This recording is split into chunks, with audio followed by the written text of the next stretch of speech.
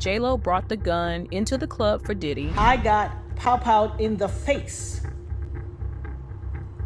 I watched him fire the gun. I've said it all this time. Puffy pew me in the face. Kim died from pneumonia, but there's the first coroner's report that said that she died. It was ruled a homicide, and they found toxins in her body to prove that she had been poisoned. You know, they have poisons that create heart attack and pneumonia-like symptoms. Right now, Jennifer Lopez has a lot going on in her life. She's happily married to Ben Affleck, making a ridiculous movie with an even more ridiculous documentary, and getting ready for a big concert tour. But with the recent attention on her old boyfriend, Sean Diddy Combs, people are beginning to wonder if she knew anything about Diddy's lifestyle and is too scared to talk. You look in the ocean, you see Ben Affleck, and you see Diddy. So, did J-Lo know about Diddy's grisly lifestyle? In the early 2000s, Jennifer and Diddy's relationship was the talk of the century. The two met when she was just entering stardom and preparing for the release of her debut album. And he was the most prominent, sought-after music producer in the scene. But they somehow clicked. They felt that they understood each other and began what J-Lo would later describe as a crazy, tumultuous relationship that ended in a bang. Developed this bond, and we both knew nobody else understood exactly how we felt. I was ambitious, she was ambitious. I was a workaholic, she was a workaholic. I had to have self-control. But then a harrowing incident that in December 1999 painted a completely different picture about the couple's relationship. That night, the couple had been partying at a club in New York City when Diddy got into an argument with another customer. Things quickly escalated and shots were fired. 3 people were injured in the incident, with one woman even being shit in the face. I got pow-powed in the face. I watched him fire the gun. I've said it all this time. Even the surgeon who did my surgery to take out part of the bullet fragments that was aspirating into my lungs and try to remove as many bullet fragments as possible testified in the criminal trial that while they were putting me under, I was screaming, Puffy pew me in the face.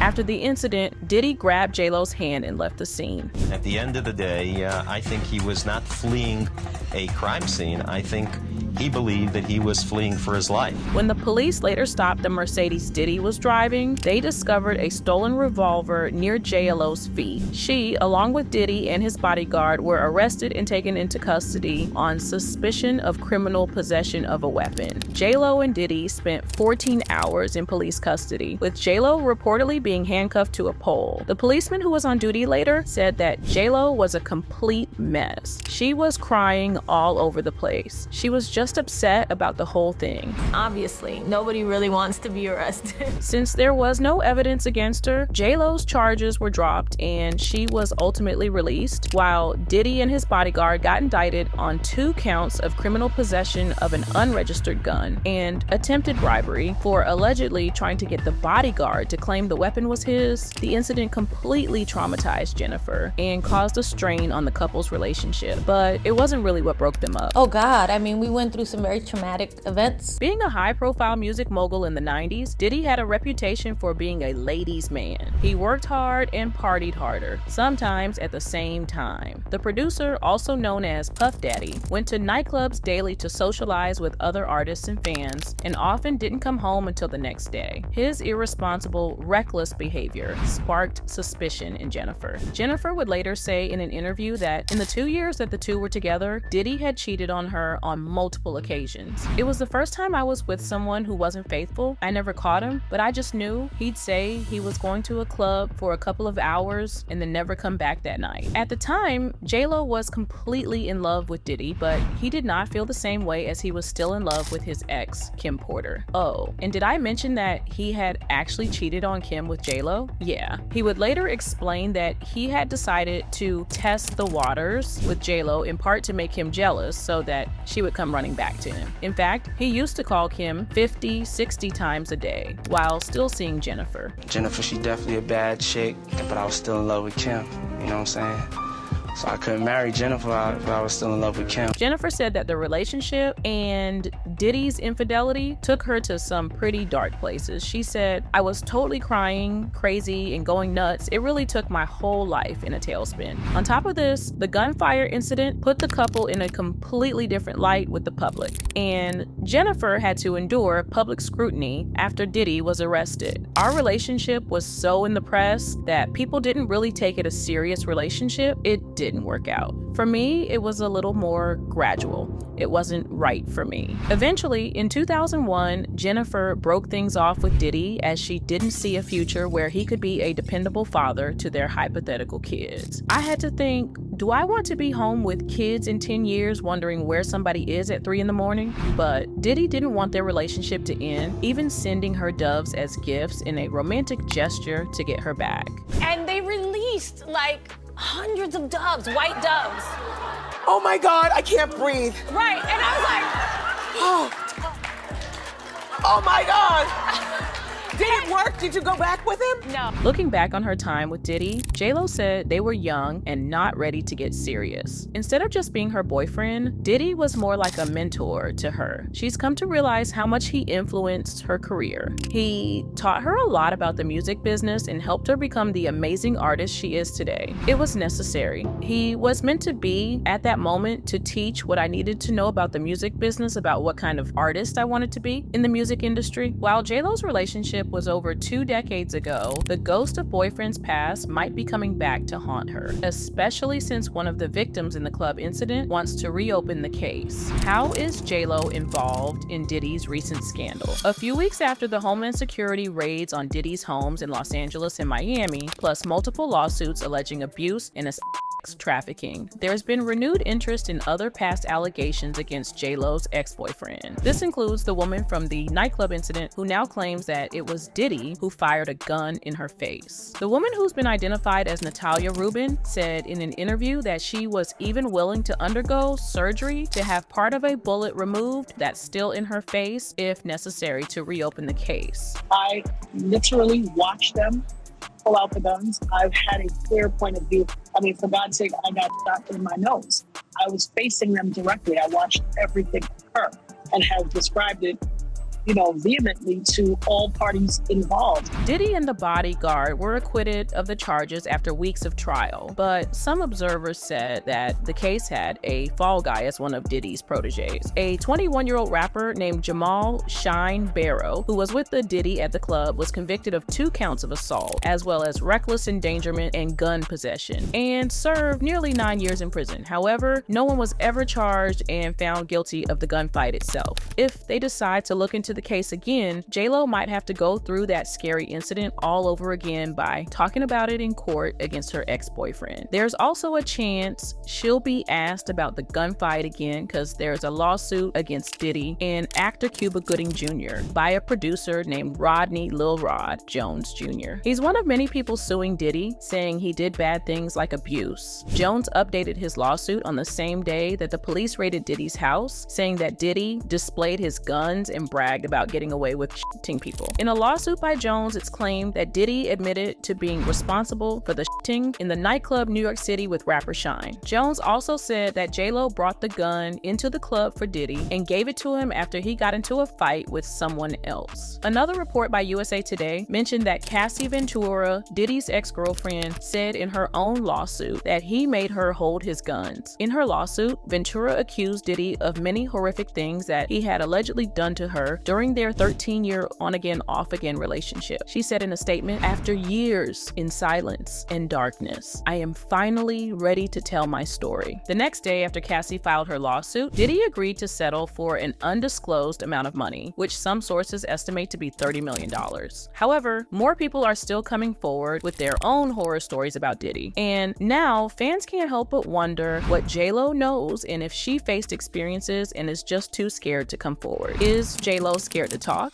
Now, we do know that Diddy's ex-girlfriend and mother of his 3 children, Kim Porter, died unexpectedly in November 2019. And although the cause of death was determined to be lobar pneumonia, there have been theories suggesting a more sinister plot. Kim died from pneumonia, but there's the first coroner's report that said that she died.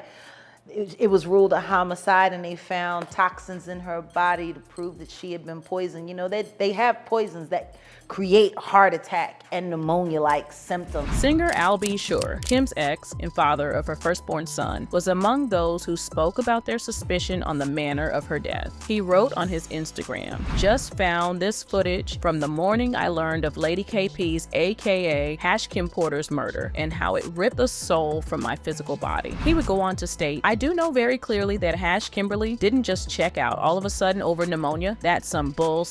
In a separate post, he also claimed she was running from a situation and that he advised her to notify the FBI. All the posts have since been deleted. After Cassie's lawsuit, Kim's fans expressed their demands that her death case be reopened to rule out suspicions of murder. One person tweeted, "I believe Cassie and I really want Kim Porter's case reopened. I never believed she died of pneumonia because it was initially ruled a homicide. The coroner found toxins in her system." Another person wrote, "While I'm here for Cassie getting justice and her check, I'm really waiting for the truth about what happened to Kim Porter to fall out from all of this because that crime was completely swept under the rug. And after hearing about Cootie's car, Kimora needs protection too. TF." Kimora Simmons was close friends with Kim for many years and has on several occasions spoken against Diddy, accusing him of messing with the investigation on Kim's death case. He's just like a bigger than life kind of,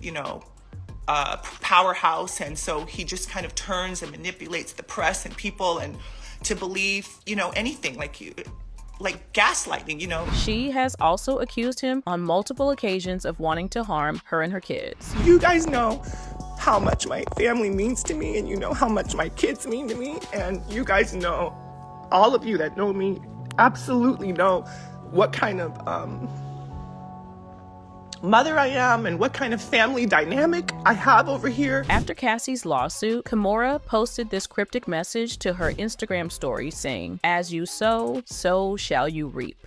It's rumored that Kim was in the process of writing a book that would reveal intimate details about her past with Diddy and everything he put her through, and many have speculated that it's probably more than what Cassie endured. After she died, Diddy posted a message for her on his Instagram saying, "For the last 3 days, I've been trying to wake up out of this nightmare, but I haven't. I don't know what I'm gonna do without you, baby. I miss you so much. Today, I'm going to pay tribute to you. I'm going to try and find the words to explain our unexplainable relationship. We were more than best friends. We were more than soulmates." Scarily, Kim was not the only person who died under suspicious circumstances while trying to expose Diddy. Erica Kennedy, who was also friends with Kimora, was working as Diddy's publicist before she quit her job and wrote a tell-all book called Bling, exposing all the disturbing things she saw while working with Diddy. The book was a massive hit and even became a New York Times bestseller.